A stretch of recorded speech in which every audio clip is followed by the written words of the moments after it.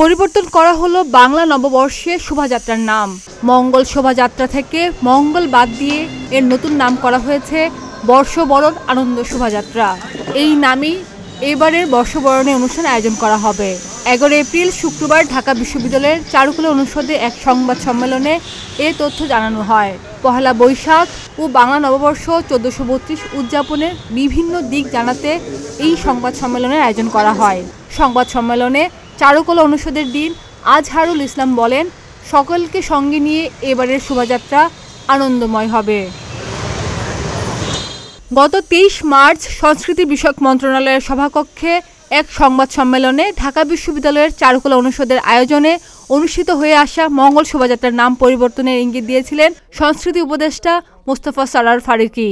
এরপর বিষয়টি নিয়ে আলোচনার মধ্যে মঙ্গলবার উপদেষ্টা ফারুকী বলেন, নাম মঙ্গল শোভাযাত্রা থাকবে নাকি তা পরিবর্তন করা হবে তা নিয়ে ঢাকা বিশ্ববিদ্যালয় কর্তৃপক্ষ আলোচনা করে সিদ্ধান্ত নেবে। তবে শেষ পর্যন্ত নাম পরিবর্তন হয়ে গেল। মঙ্গল শোভাযাত্রা বদলে হলো বর্ষবরণ আনন্দ শোভাযাত্রা।